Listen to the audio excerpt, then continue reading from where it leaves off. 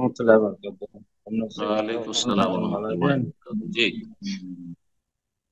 যে আমি সৌদি আরব রানিয়া থেকে বলছি স্যার। যে আমার প্রশ্ন হলো জি বলেন।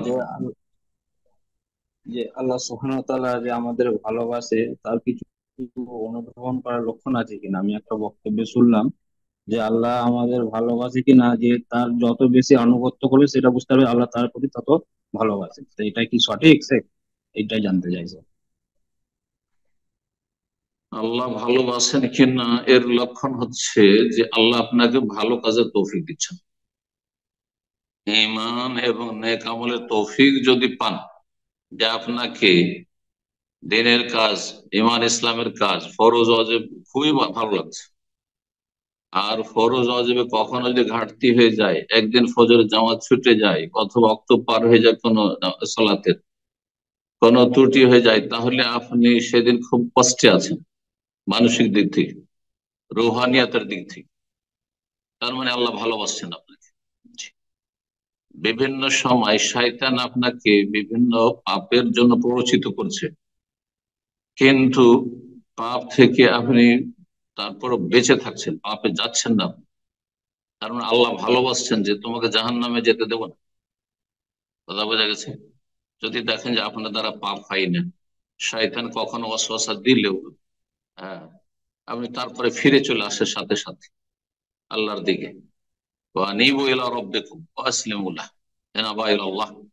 আল্লাহ অভিমুখী হচ্ছেন, ফাফিরু ইলাল্লাহ, আল্লাহর দিকে দৌড় দিচ্ছেন আপনি, গুনাহ থেকে পলায়ন করছেন আপনি। তাহলে মনে করতে হবে আল্লাহ ভালোবাসছেন। আর যদি দেখা যায় যে বিভিন্ন পাপ করে যাচ্ছেন, তারপরও পয়সার অভাব নেই, সুস্থতার অভাব নাই, গদি ক্ষমতার অভাব নেই, হ্যাঁ, দাপটের অভাব নেই, খুব চলছে, তাহলে জানবেন যে এটি আল্লাহর পক্ষ থেকে ইস্তেদরাজ। হাদিসে রয়েছে ছাড়। ফালাম্মা নাসু মা যুক্কিরু বিহি, কোরআনে কারীমের দলিল রয়েছে, যখন মানব জাতির এক শ্রেণীর লোকেরা যা তাদেরকে উপদেশ দেওয়া হয়েছিল তা উপেক্ষা করেছিল, ফাতাহানা আলাইহিম আবওয়াবা কুল্লি শাই, যখন পাপে লিপ্ত হয়েছিল, তখন তাদের সামনে ধন সম্পদ আর নেতৃত্ব ক্ষমতা, দুনিয়ার দাপটে দরজাকে উন্মুক্ত করে দিয়েছে, কোনো অভাব রাখিনি। কুল্লাস আবু আবা কুল্লাসাই, যেখানে হাত দেয় সেখানে স্বর্ণ, হ্যাঁ, সেখানে টাকা আর পয়সা, নেতৃত্ব ক্ষমতা, কোনো জায়গায় লস নেই। যারা ব্যবসায়ী তাদেরকে এগুলো খেয়াল রাখা উচিত। যারা ক্ষমতাশীল, যারা নেতৃত্বে রয়েছেন, তাদেরকে এই আয়াতটি বারবার করে শোনা উচিত, পড়া উচিত। ফালাম্মা নাসু মা যাক্কিরু বিহি, যখন তারা আল্লাহর উপদেশকে উপেক্ষা করেছিল, ভুলে গিয়েছিল, ফাতাহনা আলাইহিম আবওয়াবা কুল্লি শাই, তখন তাদের সামনে সমস্ত রুজি রেজেকের, ধন সম্পদ আর নেতৃত্ব ক্ষমতা সব দরজা খুলে দিয়েছিলাম। হাত্তা ইযা ফারিহু বিমা উতু, তারপরে যখন এমন একটা সময় আসলো যে তাদের অহংকার আর তাদের দাপট আর তাদের জীবনটা যে চমৎকৃত, এতে আনন্দিত, তারা আনন্দিত, আখাযনাহুম বাগতা, তখন আকস্মিক আমি তাদেরকে শক্তভাবে ধরে নিই। হ্যাঁ, আখাযনাহুম বাগতা ওয়া হুম মুবলিসুন, তখন তারা নিরাশ হয়ে যায়, আর বাঁচার কোনো রাস্তা নেই, আর কোনো রক্ষা নেই, সেটা দুনিয়াতে হোক অথবা মরণের এমন করে আল্লাহ ধরবেন।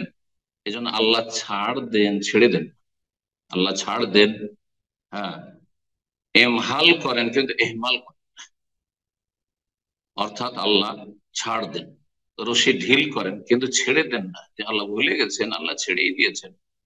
এর অধিকাংশ পয়সাওয়ালা বা অধিকাংশ ক্ষমতাশালী মানুষরা মনে করে যে আল্লাহ আমাদেরকে খুব পছন্দ করছে, হ্যাঁ, এই জন্য আল্লাহ আমাদের কোনো অভাব রাখে, দুটো পয়সা হলেই এরকমটা মনে করে। এরা মূর্খ, আসলে কিছুই জানে না। বরং এটি তাদের জন্য ওয়ার্নিং, যে তোমাদের যেখানে হাত দিচ্ছ সেখানে শুধু স্বর্ণ স্বর্ণ দানা, টাকা পয়সা, হ্যাঁ, রিয়াল ডলার, তার মানেই তোমাদের অবস্থা ভালো না। এমনটা কেন হচ্ছে? যদি পাপে লিপ্ত থাকেন, অহু আলামা রয়েছে, ফাআলাম আন্না যালিকা মিন আল্লাহ ইস্তিদরাজ, এটি আল্লাহর পক্ষ থেকে ছাড়। সুতরাং পাপ থেকে মুক্ত থাকা মানে হচ্ছে আল্লাহ আমাকে ভালোবাসছে, যেখানে পাপের দিকে মনটা ঝুঁকছে সেখানে সাথে সাথে ফিরে আসছেন, অথবা আল্লাহ ধাক্কা দিয়ে ফিরিয়ে দিচ্ছে। তার মানে আল্লাহ আমাকে ভালোবাসছেন। জি, আল্লাহ যদি জান্নাতের পথে থাকার তৌফিক দেন আর জাহান্নামের পথে বেঁচে থাকার তৌফিক, সোশ্যাল মিডিয়ার যুগে ফেসবুকে আপনি যাচ্ছেনই না। হ্যাঁ, এই নয় যে আপনি ঘন্টার পর ঘন্টা সময় দিচ্ছেন, আর যা না গেলেও সেখানে শুধু ভালো দেখছেন, মন্দতে যাচ্ছেন না আপনি, তাহলে জানেন ভালো। আর ফেসবুকের মাস্টার, ফেসবুকের পিএইচডি আজকাল। আর কোন একটা ইস্যু হলে তারপরে শুরু হয়ে গেল গালমন্দ করা, শুরু হয়ে গেল কোথায় একটা মূর্খ বড় বড় আলেমদের সম্পর্কে বিরূপ মন্তব্য করা শুরু করে দিল। এগুলি বিপদ, এগুলো মানে আল্লাহ ভালোবাসে না তোমাকে, তোমার দ্বারা ভালো কাজ আল্লাহ নিতে চান না। জি, আল্লাহ বোঝার তৌফিক দান করে। আমিন।